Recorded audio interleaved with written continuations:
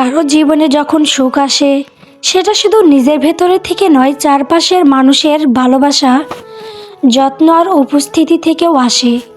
তবুও সুখ কি কখনোই সত্যি পুরোপুরি আসে, নাকি সেটা অল্প অল্প করে ক্ষণিক মুহূর্তের মতো এসে আমাদের মনটাকে ছুঁয়ে যায়, ঠিক আলো ছায়ার খেলার ভরা জীবনের মতো।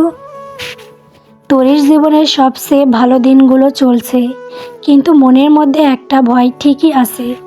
ভেতরে চেপে রেখে সবার সঙ্গে হাসি খুশি থাকার চেষ্টা করে মেয়েটা। কে চায় এই সুখের দিনগুলো অতি দ্রুত শেষ হোক। তরি এখন তার শাশুড়ির চোখের মণি, খাওয়া দাওয়ার গোসল সবটাই মতো করতে হবে, এটা বাধ্যতামূলক। তরির মাথায় তেল দেওয়া, চুলে চিরুনি দেওয়া সব নাজমা চৌধুরী করে। এটা আগে জয় করত, কিন্তু যখন থেকে নাজমা চৌধুরী করে দেয়, তখন থেকেই তরির নাজমা চৌধুরীর কাছ থেকেই শুধু নেয়। এখানে অন্যরকম একটা শান্তি। মায়েরা তো মেয়েদের মাথায় তেল দিয়ে দেয়, চিরুনি করে দেয়। তরির মায়ের স্থানটা নাজমা চৌধুরী ধীরে ধীরে পূরণ করতেছে, কিন্তু যেটা চলে গেছে ছোটোবেলার, সেটা কখনোই পূরণ করতে পারবে না। মেয়ে প্রেগনেন্ট হলে একটা মা যা করা লাগে সব নাজমা চৌধুরী করে দেয়। এটাই হয়তো মায়ের পূর্ণতা। মা থাকলেও এগুলো করে দিত।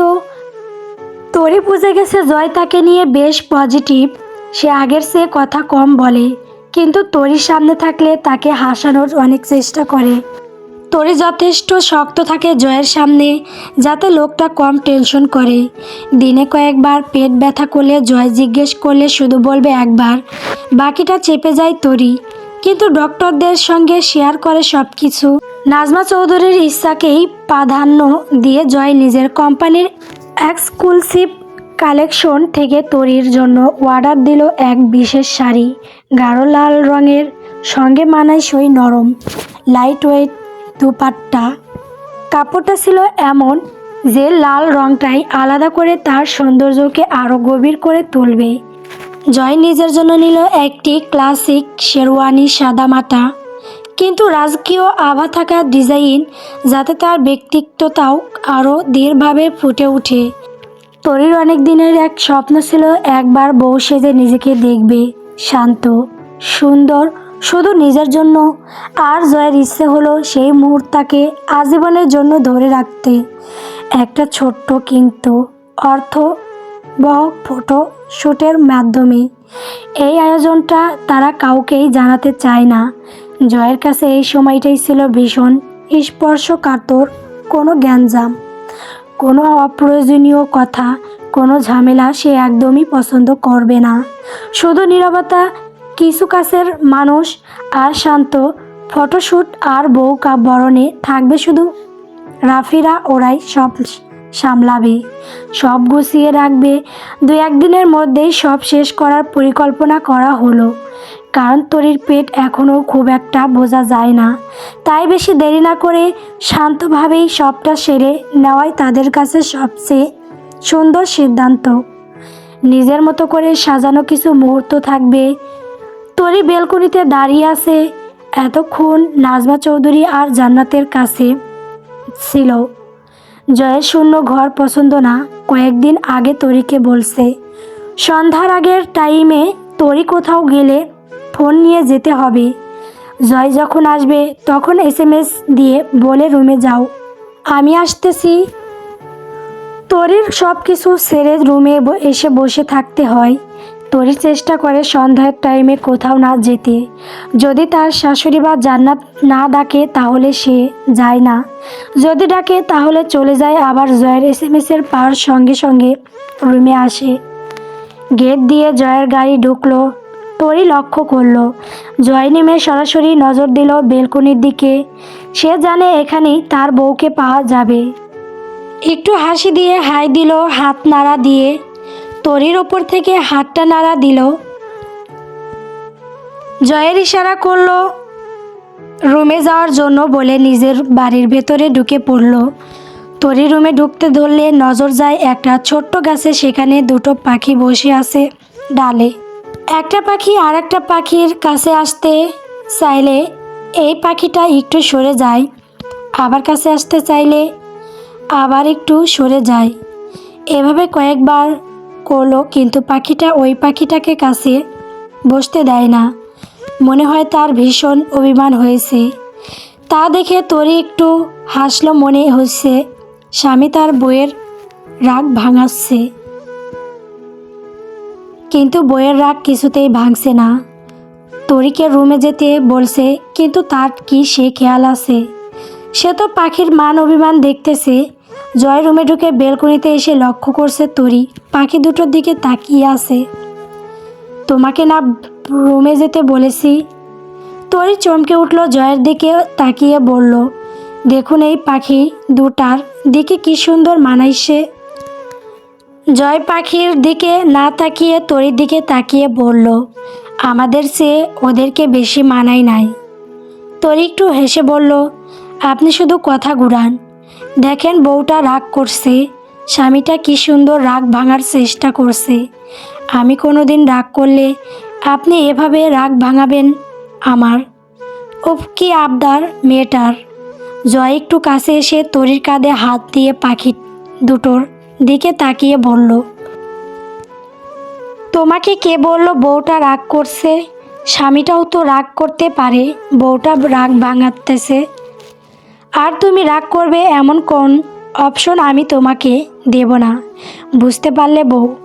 জয় নিজের মাথাটা তরির মাথার সাথে লাগিয়ে শেষের কথা বলল, আমার মনে হলো বউটা রাগ করছে।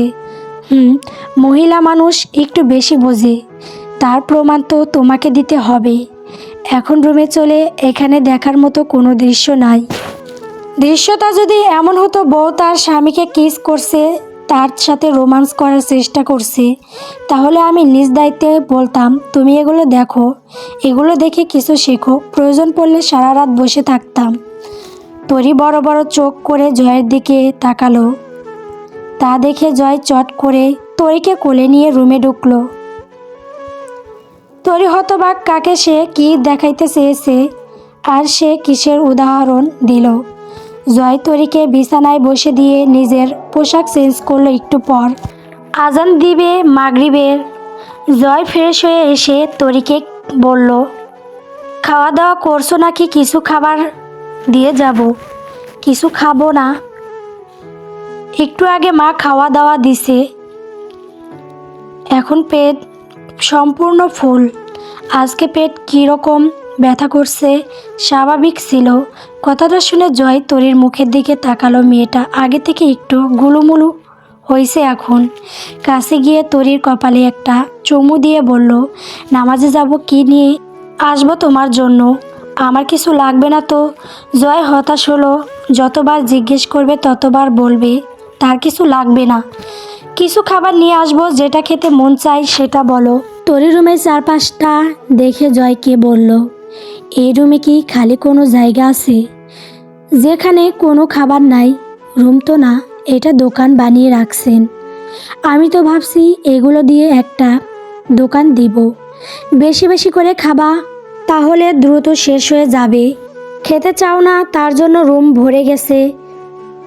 চারপাশে আজান পড়ছে। জয় আর কথা বাড়ালো না। তরিকে ওয়াশরুমে ঢুকে দিয়ে নিজে জায়নামাজ বিছিয়ে দিল।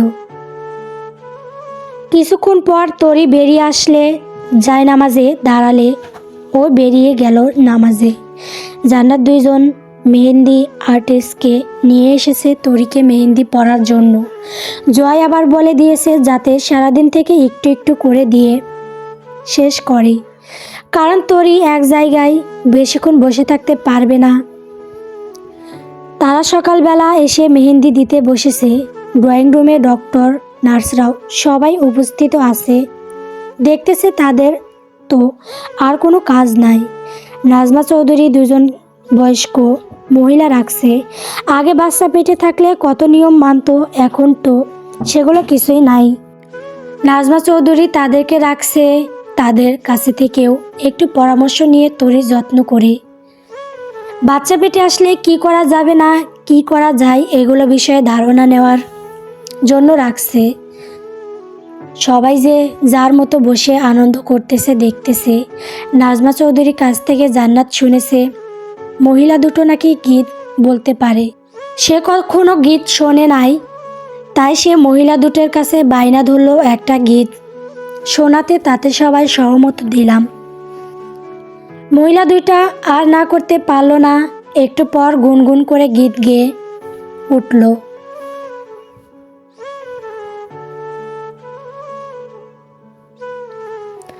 গল্প এক সন্ধ্যাময় প্রেম। পরবর্তী পর্ব পাওয়ার জন্য অবশ্যই চ্যানেলটিকে সাবস্ক্রাইব করবেন। ধন্যবাদ সকলকে।